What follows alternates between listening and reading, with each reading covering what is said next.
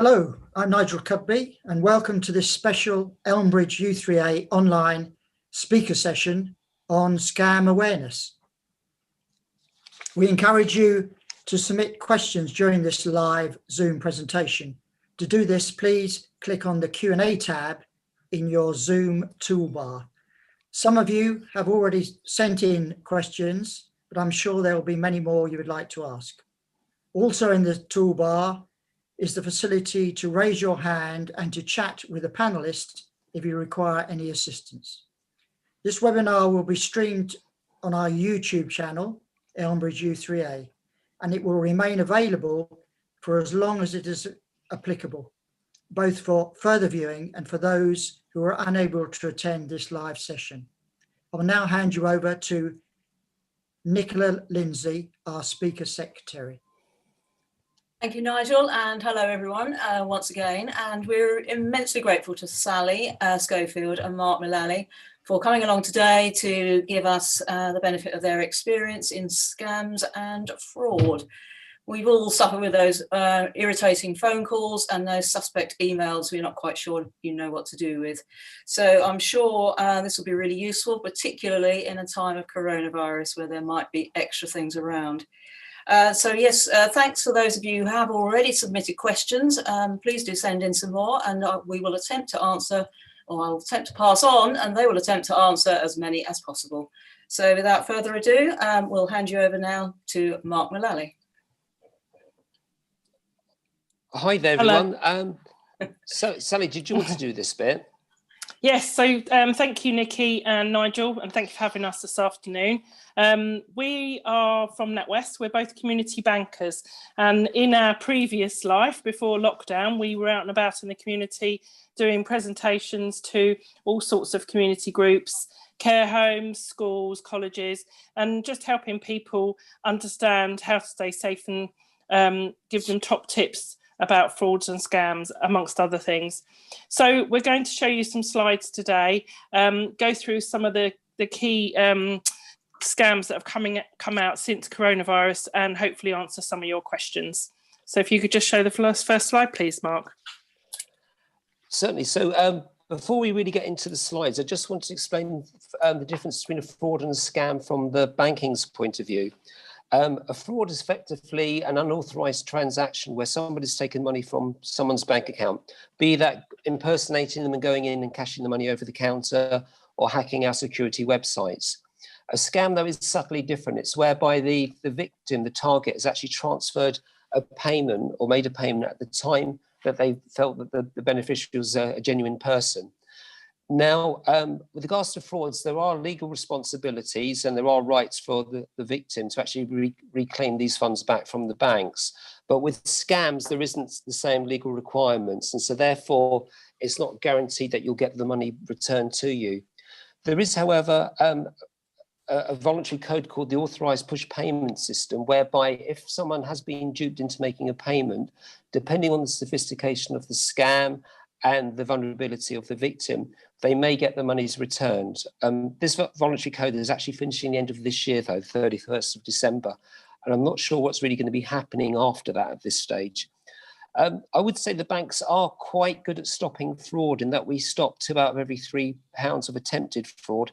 However, though, identifying scam payments is slightly harder because obviously it's been initiated by the victim themselves.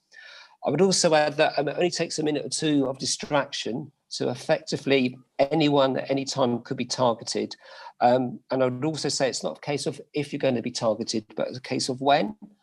One thing I always point out when we run these sort of events is that only 5% of victims actually report this. And this is what the criminals are hoping to continue.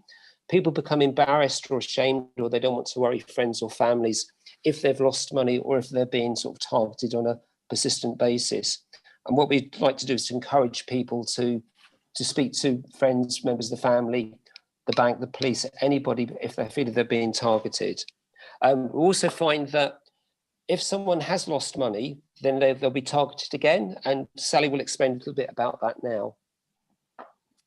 So this is the victimization cycle. So as you'll see at the top there, the victim will respond to a scam. So this could be in any format, whether it be an email, a text. they've clicked on a link, they've taken a phone call. Unfortunately, once somebody responds to a scammer, their personal details will be added to a victims list, also known as a suckers list. These criminals will then sell these lists amongst themselves. And on average, a person's information is worth about £800 to the seller. However, they will make a lot more money from that once they start using the information. The victim will also receive many more scam approaches. So they will be targeted from the selling of the list, from emails, text, phone calls, even maybe face-to-face on the door. They may lose their money because they give in to the persistence and they want to get rid of these people. And unfortunately, they will be continually approached, and the scammers will continue until they have all their money or all of their information.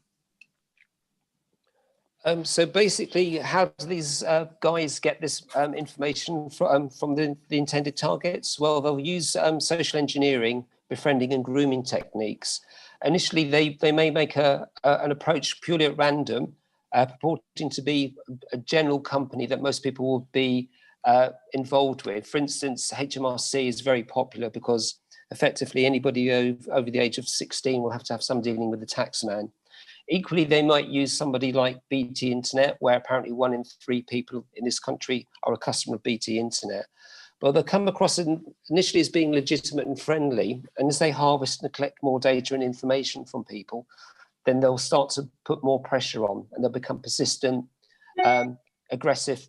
I've even had people being shouted at down the phone because they're reluctant to give information to these guys. But the main thing to remember, though, is that currently with coronavirus, we are under sort of heightened anxiety, which is making us more susceptible and more vulnerable to these types of scams. So we're going to look at 3 of the most common coronavirus scams that have come to light since lockdown. We, at the beginning, were seeing a lot of tax refund coronavirus scams that were purporting to be from HMRC, where people were being promised refunds for just being part of it. They were coming in by email, by text, and people were being asked to click on links to get their refunds. We also had the World Health Organization impersonation emails, where they were promising to give you more information, safety advice, and offering different ways of getting hold of masks and hand sanitizers, etc. at the time. These were obviously scam emails that were coming in asking you to click on links, again, so that the scammers could either infect your device with malware and monitor your activity and capture your details or your bank account details to gain money. And the other ones that we've been seeing are fake cure emails. Now we've got the vaccine information out there. We've no doubt that will be the next line that they will be using. But they were approaching people and trying to gain funds by selling cures, kits, again, face masks, hand sanitizers, and asking you to pay money to have tests taken, which were all scams. And the third type we're seeing at the moment is a sort of an increase in coronavirus text messages, very similar to the emails that Sally's just mentioned. Again, they purport to be from the government, the tax man, health organisations. I'm just going to increase the size of the screen here. Now, this is an example of a text message from the government. The blue part is basically a hyperlink that we've had to blur out purely because we're using real data here. And the idea of these hyperlinks is that if you click on it, you're going to want to do one of 2 things. You're either going to download some malware or spyware onto your device, be it the computer or your mobile phone, or you're going to be directed over to a cloned fake website where they'll look for you to log in, PIN code, passwords, things like that, where they're harvesting information. The thing I would mention about text messages, though, is that they're very easily spoofed, i.e. that the name of the text sender can be changed. An issue around this is that that mobile phones, whilst are very useful devices, aren't 100% sort of foolproof. And what happens is if someone sends a text message purporting to be, for instance, NatWest Bank, and they've spoofed the number to show us NatWest Bank, the mobile phone will actually link up that text message with any genuine text message that you've received from the bank. So they'll fall into the same sort of conversation. So it's really, really difficult to ascertain just from the text message where it's actually come from. So what we're saying to people is that don't spend too much time trying to ascertain where the text has come from or the emails come from. Just focus more on what they're asking you to do. Are they asking you to click on a link? Is there a sense of urgency? Just one thing as well is that if you are getting lots of nuisance text messages, they don't necessarily be fraud or scam, but just you've been involved in an accident, PPIs, things like that. If you forward the text message to 7726, it should spell out spam on the keyboard. Basically, what will happen, that will go over to action fraud, and they work with the police authorities. And if they feel that that particular text message is scam or fraudulent or nuisance, they have a facility whereby they can block that particular line. What that means, though, is that you won't stop getting text messages. It's just that the sender won't be able to use that line to send any future text messages on. So impersonation scams. So basically all of these types of scams that are coming in is where they're impersonating genuine companies. So the first scam alert on the screen here, you'll see, if Mark could just make that a little bigger, it's actually showing it's a text from NatWest.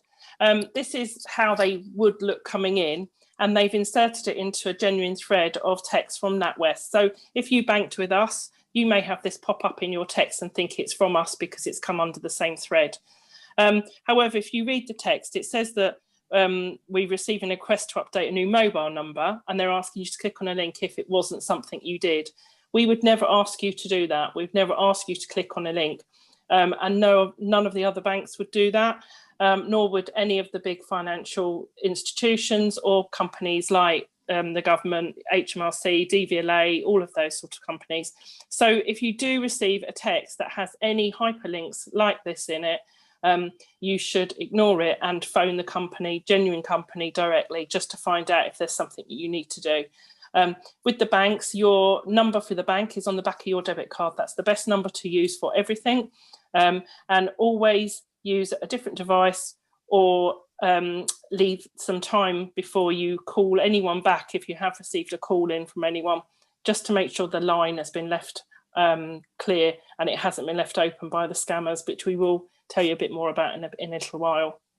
You can always forward suspicious text as well back to the genuine company. Our one is listed at the top there, and they can have a look at the text. You won't necessarily get a response, but it means that the companies can then collate any information about fraudulent text coming in, and they can then put forward information to the police to look into it.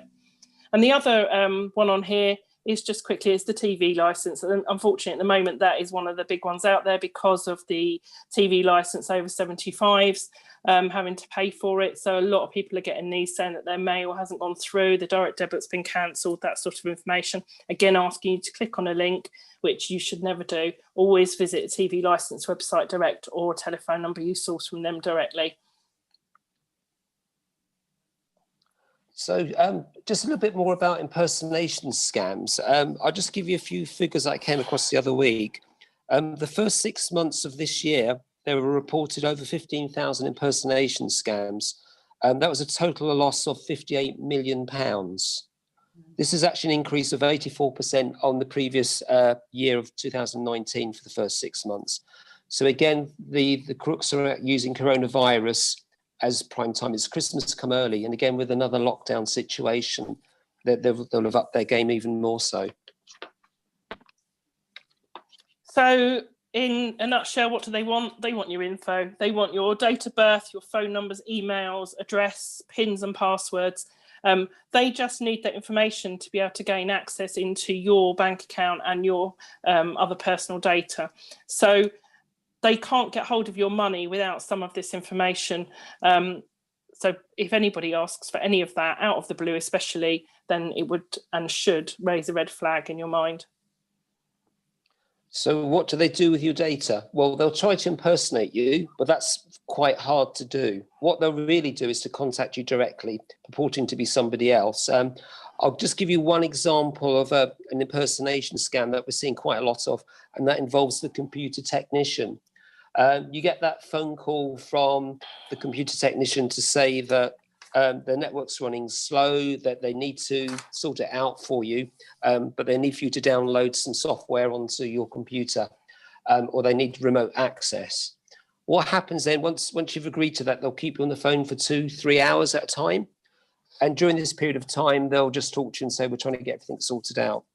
They'll eventually say, look, we're really sorry for keeping you for so long on the phone. And what we'd like to do is make a compensation payment to you. We're going to transfer you £100.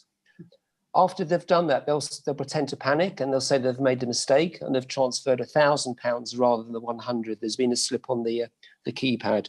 And they'll ask you to log into your online banking through your computer just to check to see if you've had the payment come through.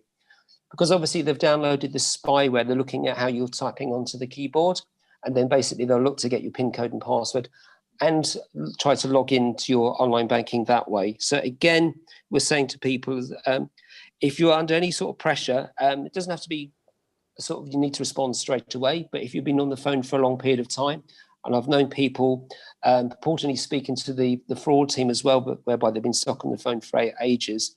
Again, it's another way of wearing people down. It's another way of social engineering. So in summary, how do we protect ourselves? Make sure you always know who you're talking to.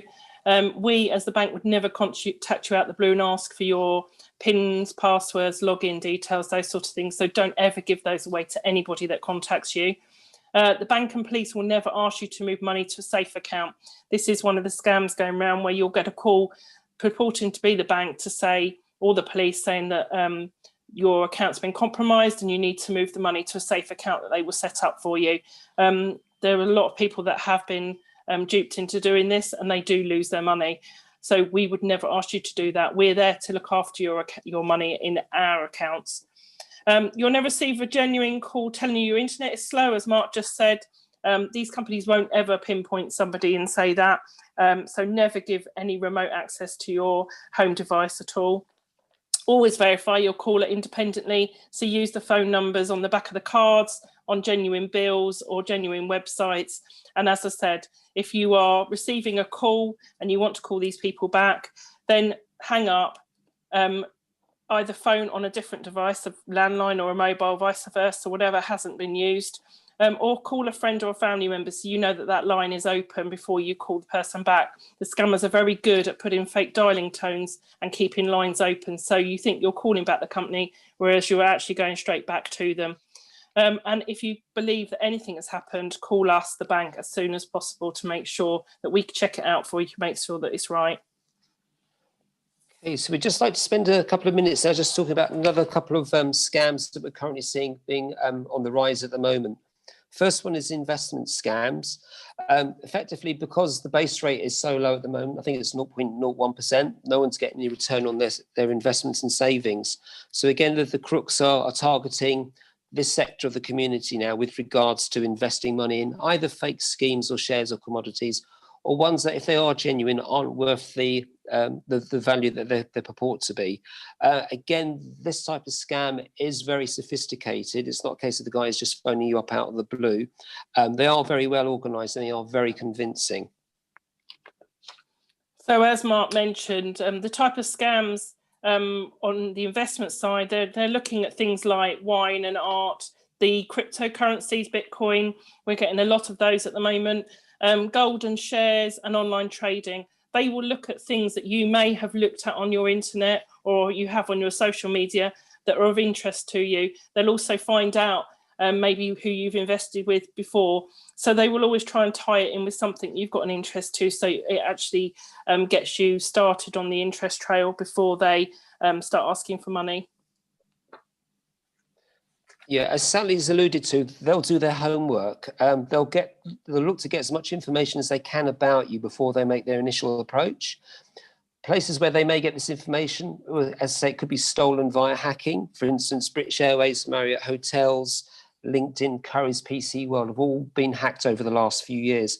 And the information stolen from these websites has to go somewhere, and it's passed and sold around different criminal groups. Equally, you might inadvertently give away some of your data. You might click on one of these hyperlinks that we mentioned before, or you might answer a fun quiz on social media, or your social media settings aren't set to private. Or if they are, then perhaps a friend setting isn't set to private and they may be able to access information about you that way.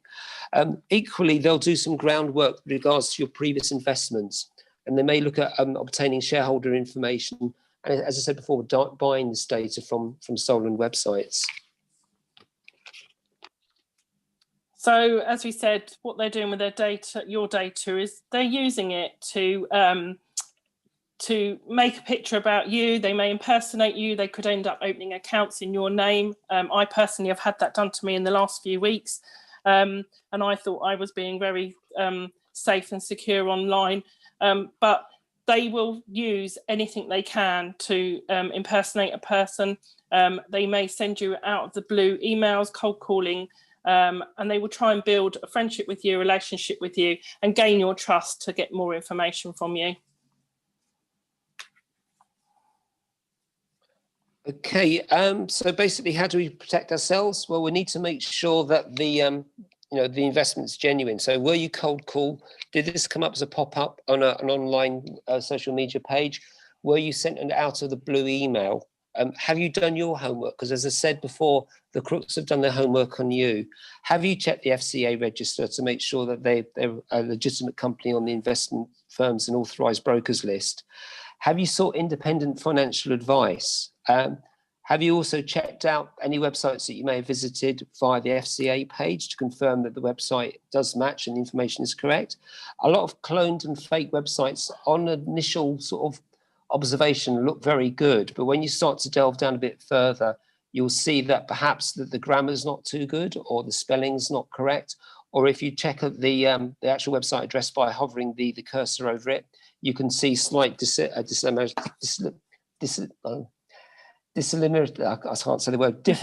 sorry about that, tongue-tied this afternoon. Differences between the genuine website and the fake website. One very brief story I just want to cover. There was a news story in the press last week about a Cumbrian farmer who was very dissatisfied with the cash ISA return he was getting. So he was looking on the internet. He came across a website for a well-known investment company. They were offering a couple of rates for him. One was a 1-year fixed year bond for 1.5%, and the other one was a 5-year fixed year of 3.5%. So he thought, yeah, they were pretty good. They weren't sort of madly fantastic, but they were better than what his current bank was offering him. So he'd mentally committed himself to actually doing these investments, but he had the foresight to just check with a broker that he had dealings with in the past. The broker went to the FCA. He also made some inquiries directly with the investment company via the correct website. And it turned out that the initial website this farmer was looking at was a cloned website. And he almost lost £80,000 on the back of that. So again, even if you are an experienced investor, you need to check and then double check before making payments or releasing any of your funds. So we're going to touch very briefly on this. This is another unfortunate scam that's come out on top in the last few weeks or months, the romance / befriending scam. This is more about looking out for your friends and family who may be alone using the internet, and they suddenly have this new friend that's turned up in their lives, somebody who's asked to be their friend on a social media site, a dating app. And they're people that are gaining people's trust and play on emotions, especially in the times when people are in isolation and just need somebody to talk to. I would just say, in regards to friendship scams, basically last year there were over 6,000 reported cases. The average loss was £18,000 per victim. The actual age of the victims varies somewhat. For females, the age group was 50 to 59 years of age, but for males, it was 20 to 29. One thing I would really say, though, is that last year, the reported cases per week were on average 110. They've now gone up this year to 148, because as you can see, it's on a massive increase.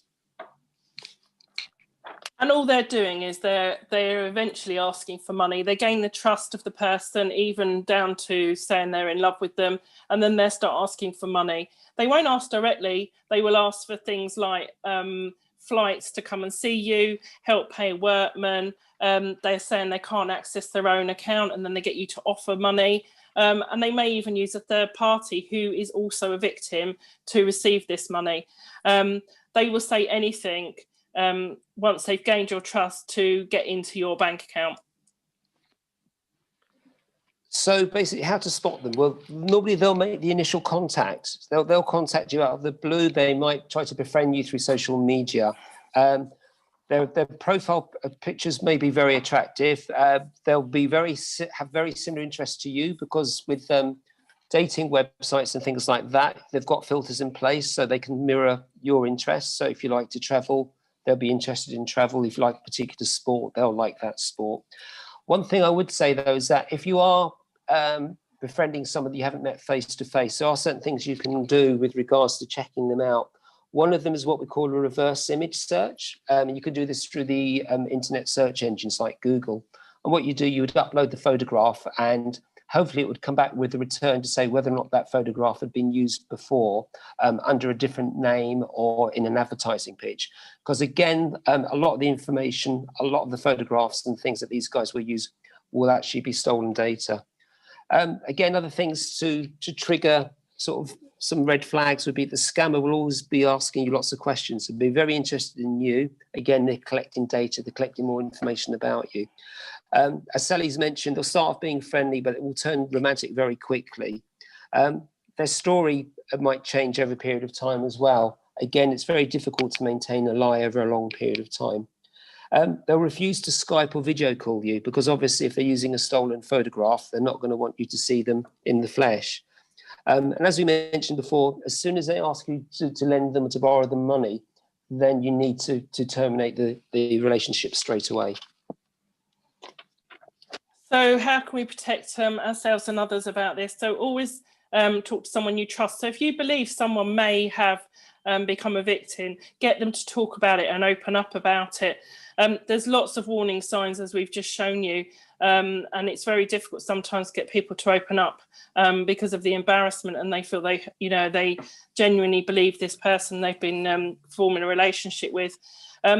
These people tend to go headlong into these relationships and these friendships, and we need to get them to take it slowly and actually think about it and trust their instincts.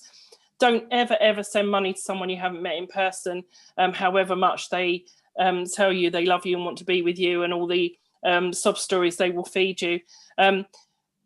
And it's about stopping all communications, block everything on all contact with this person. They normally try and get you to start talking off the main websites or dating sites, etc., that you've met them on, so that they can control the conversation. But we urge everyone to stop the contact and get in touch with us or the police or both, and talk to someone about it so we can help you. So myself and Sally have covered quite a lot of sort of grim information and stats and things, but there's a lot of support out there available to you. Regardless of who you bank with, your bank will have a fraud section in their website. And I would always recommend people to go there and have a look at their own bank's security systems.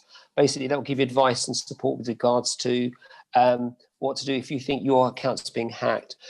Friends Against Scams, this is trading standards. They're looking to educate people around fraud and scam awareness. We're looking to get 1 million people educated by the end of this year, effectively. Again, it's a fantastic resource. There's some training on there. There's a 20-minute training program that you can go through. It covers a lot of what myself and Sally have covered today, plus a lot of other information as well. As Sally mentioned before, contact your bank. We're there to help you. We don't want you to lose money. Equally, we don't want the bank to lose money either. So if you feel you're being targeted or victimized, contact us. We've got a thing called the police banking protocol, whereby if we feel that someone's in a vulnerable position and they're in a branch, we can invoke that to get the police down to support us. And I've seen that used several times to actually protect customers and save them a lot of money. If you feel that you have lost money, it is important to report that. And again, through Action Fraud. Now, they won't be able to investigate it, but they collect the information and data and they pass it over to the police authorities for them to investigate, and also to see how much is actually happening. But the one thing I would say out of everything today really is I'd encourage you to talk. If you are being targeted, if you feel that somebody you know is possibly being targeted, not necessarily that they've lost money yet, but they're possibly just in the process of losing money, then I would suggest that you talk to them. Again, 2 heads are better than 1. It's really important that we support each other through all of this. A number of other websites I'd recommend that you have a look at would be Get Safe Online. Again, if you're a bit like me and not fully IT savvy, then that's a fantastic website. It breaks down anything and everything you'd need to know about banking, about computing, about mobiles, into bite-sized chunks, and it's in clear English as well. And then also I would suggest YouTube. YouTube's got loads and loads of resources. NatWest have got a page on there that you can go to, and we've got lots of additional support and advice and information and some videos there about sort of frauds and scams awareness. I think that's basically it, really. So Sally, I'll leave that to you. So we're open for questions, and we will try and answer as many as possible. We have had a few questions come over, so if you wanted us to go through those firstly. Yeah, that'd be great. Yeah, Mark, do you want to read the questions out? Yeah, certainly. So the first one says, organisational phone lines are always busy at the moment. Customers need to speak to the bank or building society as quick as possible, read potential fraud communications. Any recommendations to get to speak to someone quickly? Perhaps use the lost or stolen option. So, yes, we understand that obviously at the moment, a lot of organisations are having problems in taking calls because of the volumes, and obviously everybody is now doing everything virtually and on the phone. Your bank's main number is still the number you need to call, and they will field it as quickly as possible. But there's lots of other ways at the moment for you to, for instance, if you have lost your card, or you believe there's a problem on your a debit that's gone through, you can do a lot on your mobile apps now. I don't know how many of you do your banking on your mobiles, but it's a very safe way of banking. You've got lots of different ways of going into the app, and biometrics now with your thumbprints, facial recognition, they're very, very safe ways of getting into your app. And I can only speak for the NatWest app, but when that app is not open on your phone, your data is not there. So you can only see your data and have access to it when it's in front of you. If you lost your phone, if that app wasn't open, then nobody could hack into it. Mark, have you got anything you wanted to add on that one? Yeah, I would add that another way of communicating with your bank would be go to their website and do a web chat. You might be initially talking to an artificial intelligent robot, but basically once you sort of specify exactly what the need is, then you'll go through to an operator. That might be a quicker way rather than just additional telephone. The second question, currently fraudsters can show any telephone number they wish on your telephone display, so the real number is hidden. Are financial institutions trying to stop this? Well, yeah, I mean, for the last couple of years or so, the banks have been liaising with the telephone comms companies, basically working with them to try and prevent this from happening in the future.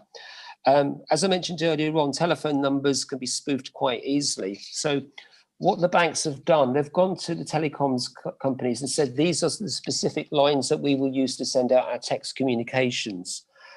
So basically, the telecoms companies now are looking to try and filter out any other text messages that purport to be from a particular bank that aren't on their list. The other thing I would say is with the mobile banking as well, the mobile banking is becoming a lot more sophisticated.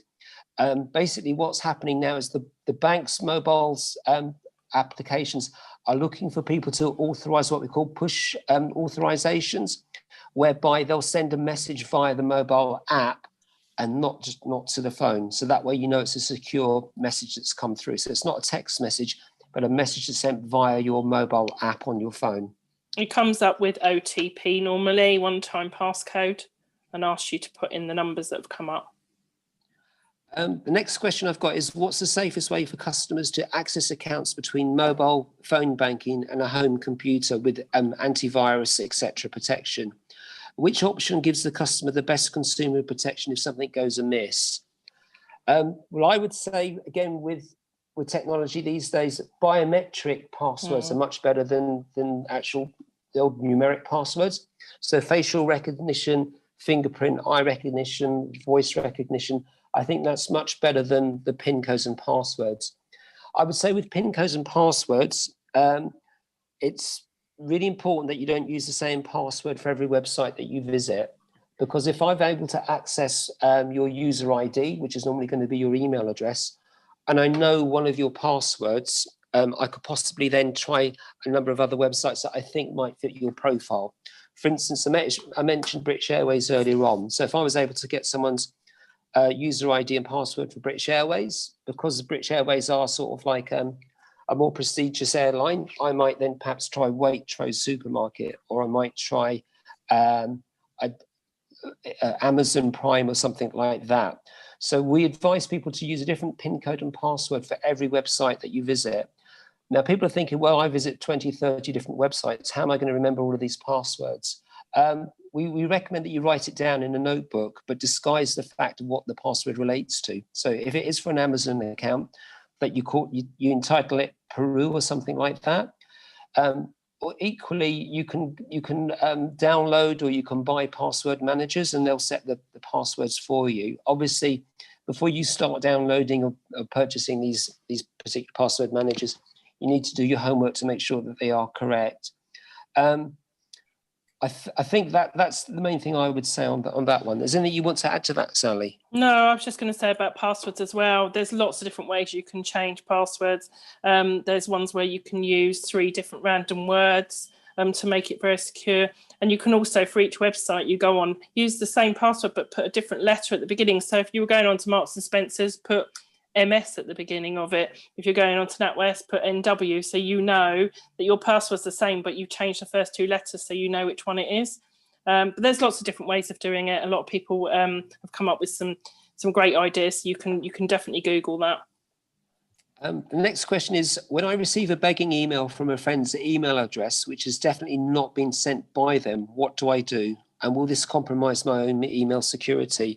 I'm not sure about your own email security. I think it's probably treated very similar to just a phishing email.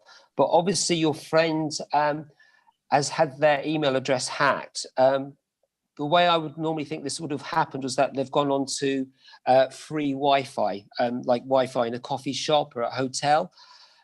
When I talk to people about Wi-Fi, I sort of say to people, you know, what's free in this world? Not really very much, and that includes Wi-Fi. If you're using free Wi-Fi, you need to understand that you're compromising your security. Effectively, what's happening is that you're going onto a shared format that other people could be on, and they could be sniffing for PIN codes and passwords, or they could be able to hack onto your email account.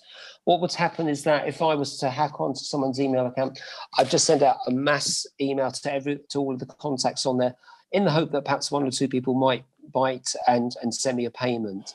But again, I wouldn't be too concerned about my own email account, because I would treat that as a phishing email and just delete it. Let's have a look. The next question is, I've registered with Telephone Preference Service. So maybe you could advise read this. I also make a note of the number reported to the Consumers Association, who have a link for this.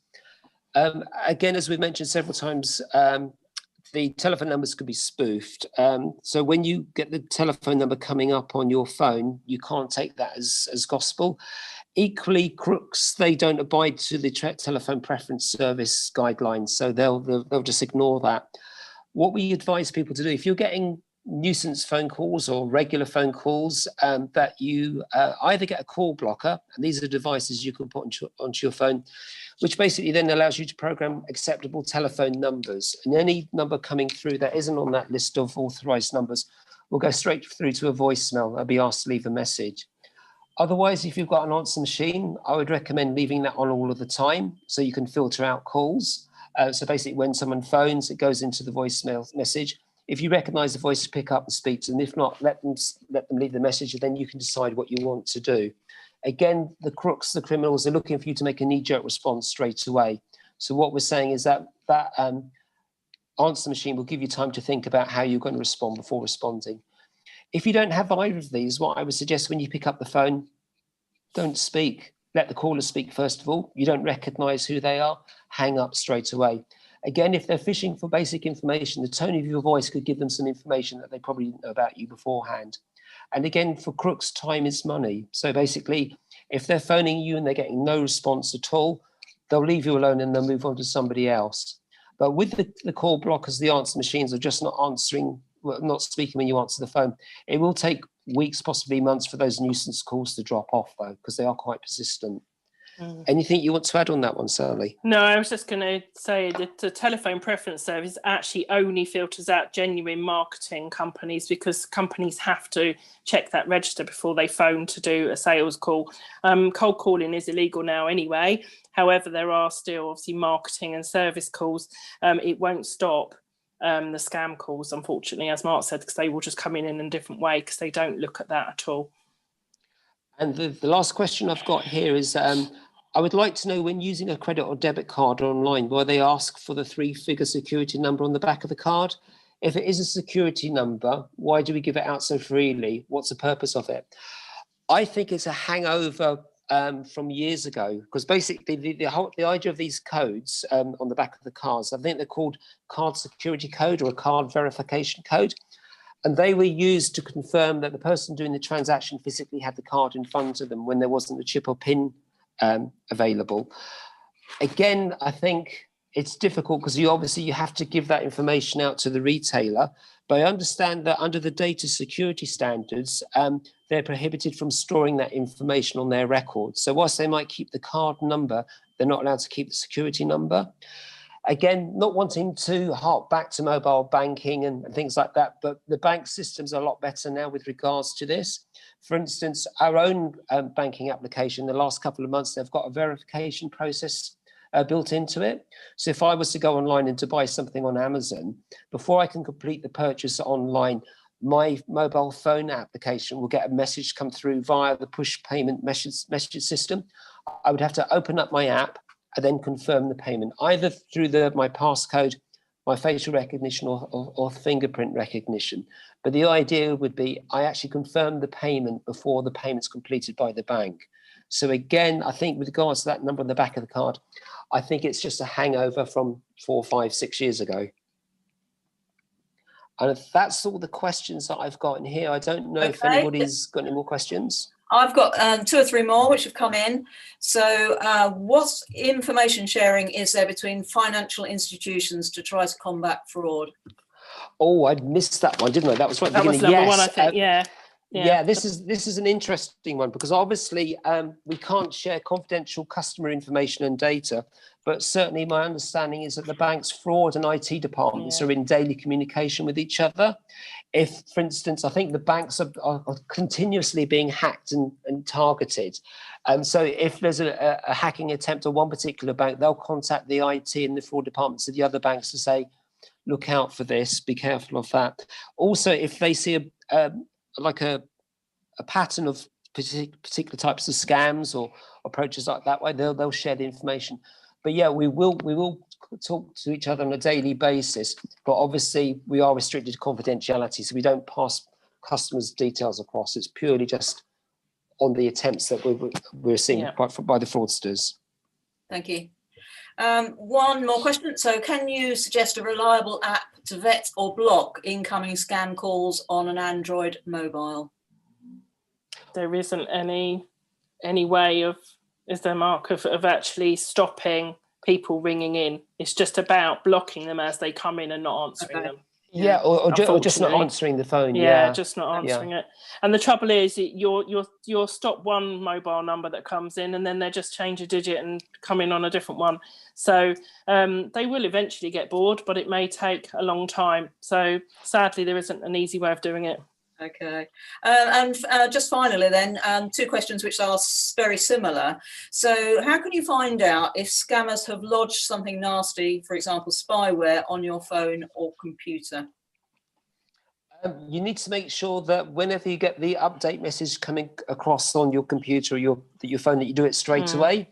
The reason for these upgrades are what they call patches. It means that somewhere in the system, someone's attempted to try and get into a similar device, and so therefore the software manufacturers have fixed a fix for it, and so then updating it that way.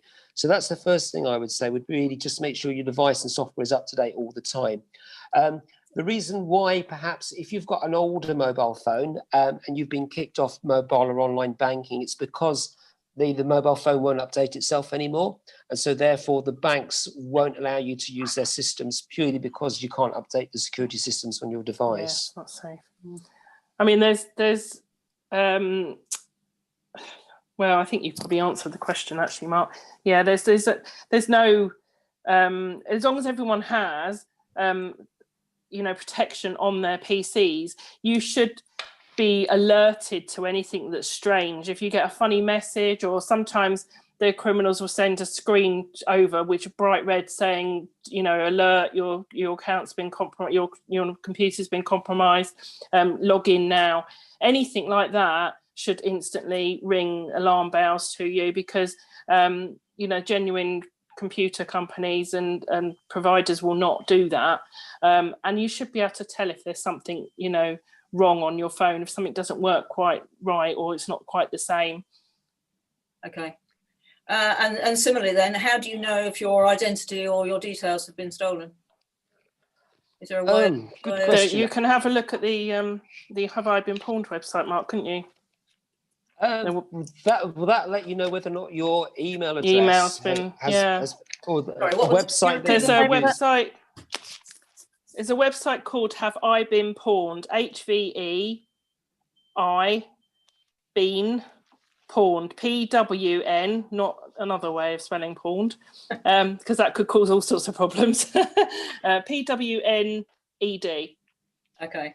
And it will check whether your email address has been part of a hacking somewhere along the line and been out there and sold on the web. Okay. And what can you do if it has? I would also suggest if you feel that your details have been hacked and possibly sort of compromised, then get a copy of your credit reference file. Yeah. That will tell you if there's been any applications made for any borrowing or accounts elsewhere. So again, but you'd need to perhaps do that a minimum of 3 months afterwards, because it takes a while for the data to come through on that one.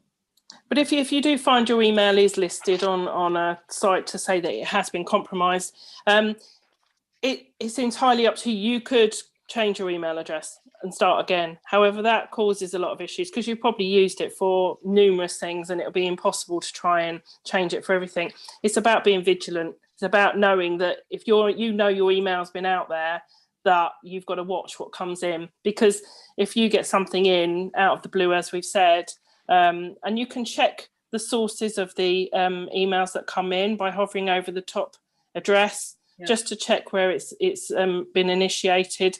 And as Mark said, it's not about really worrying about where it's come from. It's about what they're asking you to do. It's about concentrating on the request itself, taking 5 minutes. Does it feel right? Gut instinct will tell you this doesn't look right or doesn't feel right, and I'm not going to be doing what they've asked me to do, and delete it. And it's just about being vigilant. If your email is on hundreds of these lists, then it might be time to change your email address.